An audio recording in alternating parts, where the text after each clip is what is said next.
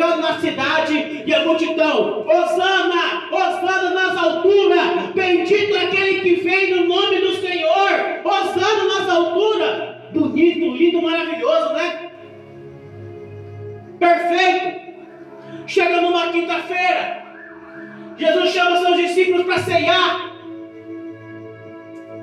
Seu primeiro ato de humildade, coisa que muitos líderes não têm hoje em dia, e falta de aprender com Jesus.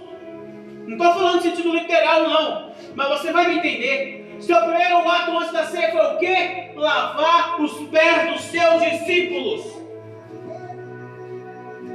Muitas vezes Deus ele quer que nós curamos as feridas dos pés dos nossos discípulos, mas muitas vezes nós colocamos mais espinho ainda.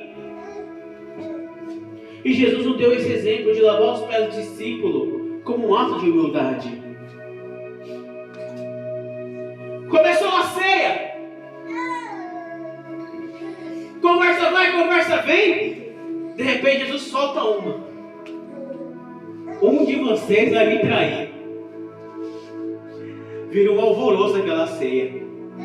Não, aí chega André, chega Bartolomeu, chega Judas Iscariote, chega Judas Tadeu, chega Simão, chega... Não, mas que é isso? Não, quem que é esse traidor? Eu fico imaginando Pedro chuto daquele jeito assim: eu vou pegar a espada para quem fazer isso. Eu fico imaginando, conjecturando essa cena. Mas sou eu? Será que sou eu? Será que sou eu? De repente, o tesoureiro do ministério de Jesus, aquele que estava sentado bem do lado de Jesus: sou eu? Você que está falando, mas é aquele que tocar o prato comigo. E ali, o tesoureiro, o homem de confiança, Judas Iscariotes não era o menorzinho dos discípulos, não. O Judas Iscariotes era homem de confiança. O Judas Iscariotes cuidava da finança do ministério de Jesus. Tocou no prato. Aí, já não era mais Judas Iscariotes, era Satanás ali já. Jesus pegou e falou: Satanás, o que você tiver que fazer, você faz. E a Bíblia relata que Judas Iscariotes saiu da presença e foi cumprir o que deveria ser feito. Aí, de repente, Jesus ele foi para o Getsemane, foi para o monte, leva os 2 filhos de Zebedeu, leva Simão com ele. Aí de repente falou: vocês fiquem aqui velando que minha alma está muito triste, eu vou subir no monte. E aqui Jesus ele se mostrou mais humano possível. E tem gente que fala: se não for do meu jeito não funciona as coisas. Sabe o que Jesus fez? Naquele momento Jesus queria parar. Tem gente que fala: eu tenho 30 anos de evangelho e nunca pensei em parar. Larga de ser hipócrita. Está querendo ser maior que Jesus? Está falando que você é maior que Jesus, o super-homem? Como assim? Vamos na palavra. O próprio Jesus lá no Getsemane. Me fala que esse momento ele não queria parar com tudo. Pai, não tem outro jeito, não tem outra forma. Se possível, passa de mim esse cálice. Pela minha vontade, Pai. Eu sei que vai doer demais. Passa de mim esse cálice. Só que se não tiver jeito, Pai, se não tiver outra forma, a tua vontade prevaleça. São pastor, é isso. Eu não quero, porque eu não aguento mais. Olha como que eu estou. Só que eu estou aqui porque a vontade de Deus prevaleceu na minha vida. Não que não seja feita a minha vontade, sim a vontade do Pai. E o Pai fala: filho, fica mais um pouco. Quantas vezes Deus não falou com a gente isso? Filho, fica mais um pouco, você vai ver o que vai acontecer. Ele lá vai ter a soul que manto na gaia sei.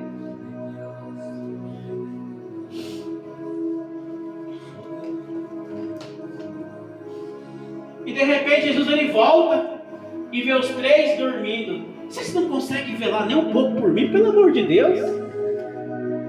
Aí ele volta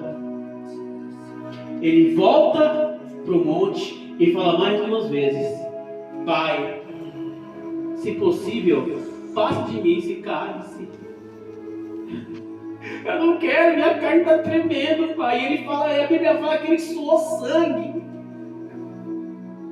Eu não quero, Pai, pela minha carne, mas a tua vontade prevalece. A tua vontade, tira isso de mim. Aí de repente, Jesus ele volta e fala, acorda, porque vai chegar o momento agora do Filho de Deus ser entregue.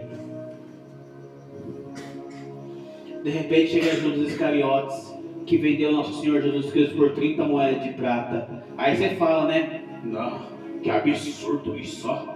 Esse Judas Iscariotes foi o pior demônio. Eu não faria isso. É verdade. Mas quantas vezes a gente troca Jesus por coisas tão mais banais do que 30 moedas de prata? E ainda coloca uma palavra assim, ó, Deus tem que me entender. Eu já vi isso muitas vezes nessa caminhada. E quem tem mais tempo de caminhada já viu mais ainda. Às vezes a gente troca Jesus por um emprego, troca Jesus por alguma festa de família. Não, mas Deus tem que me entender. Não, mas o pastor tem que me entender. Eu tenho que pagar minhas contas, eu tenho que pagar isso, eu tenho que ter um tempo com a minha família. Deus nunca privou você de ter tempo com a tua família. Deus nunca privou você de nada. Só que o que é do Senhor é do Senhor. E muitas vezes a gente tira o tempo do Senhor para outras coisas. Sendo que a palavra de Deus diz em Mateus 6,33, mas buscai primeiro o reino de Deus e a sua justiça, e todas as outras coisas não serão acrescentadas. Aonde está a tua fé? Coloca o Senhor como prioridade, que Ele garante. Não ficar, Deus tem que me entender, eu tenho que fazer isso. E vai lá, já foi assim. E trabalhava de dia e de noite, fazia isso e aquilo, não. E eu comecei a cancelar minhas agendas, não conseguia mais pregar, não conseguia mais fazer lugar nenhum, porque estava trabalhando 24 horas por dia. Me fez alguma diferença? Nenhuma. Acho que só acumulou mais conta. Não, mas eu preciso.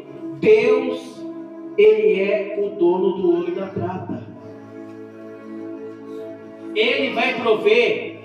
Se você é fiel com Deus e cumpre uma palavra que Ele falou para a igreja de Filadélfia, no livro de Apocalipse, capítulo 3, versículo 8: conheço as tuas obras, eis que pus diante de ti uma porta aberta, e que ninguém a pode fechar, porque mesmo tendo pouca força, guardaste a minha palavra e não negastes o meu nome. Não nega o nome de Jesus, que do resto Ele garante. Glória a Deus, aleluia. Deus maravilhoso. É Jeová. De repente Jesus ele é preso.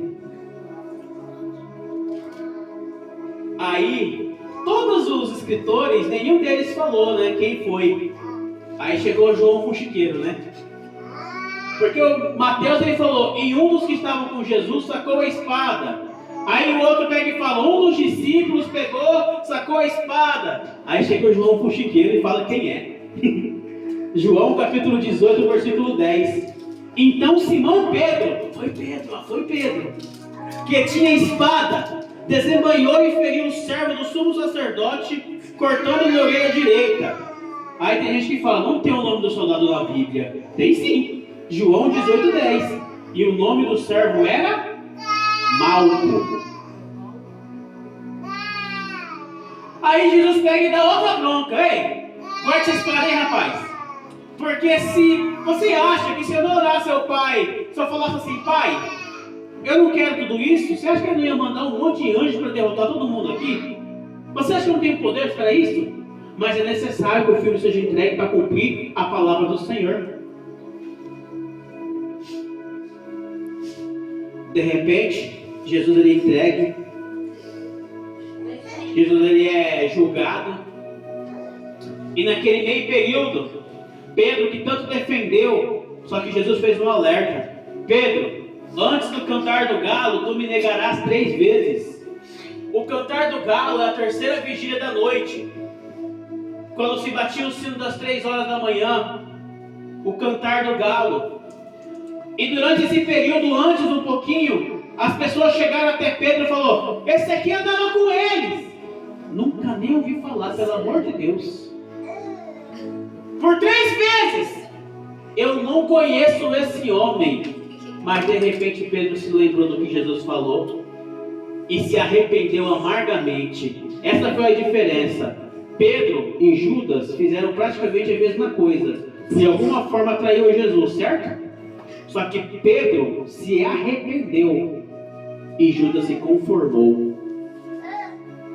Tem muitos crentes, igreja, que não se converte, se conforma.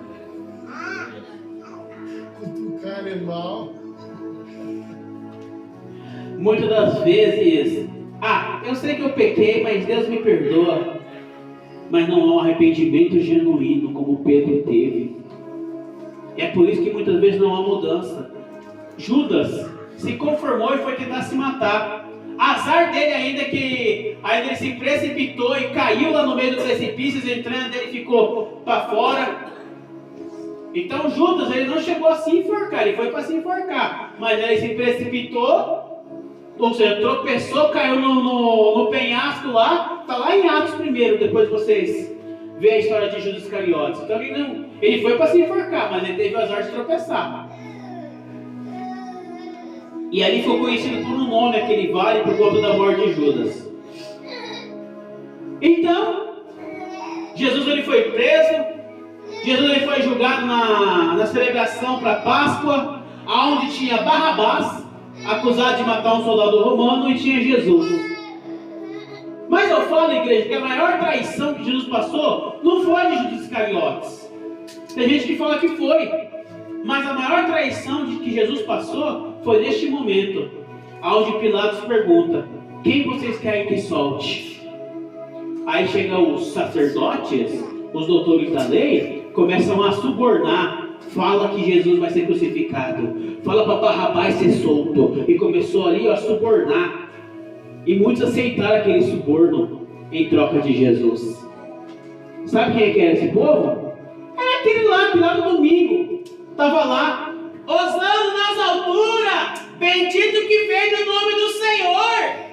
De repente está lá: solta Barrabás, solta Barrabás, crucifica Jesus, crucifica Jesus. E a morte de crucificação é a morte mais humilhante. Era para o pior bandido da sociedade. E Jesus passou por todo aquele processo. Foi chicoteado, foi humilhado, colocaram uma coroa de espinho, cuspiram, pisotearam nele. Falou: cadê o reizão? Ué, os seus subordinos, seus súditos, cadê? Seus súditos te abandonou? Cadê o reizão? Carregou um madeiro pesado por mim, por você, caiu por várias vezes por causa daquele peso.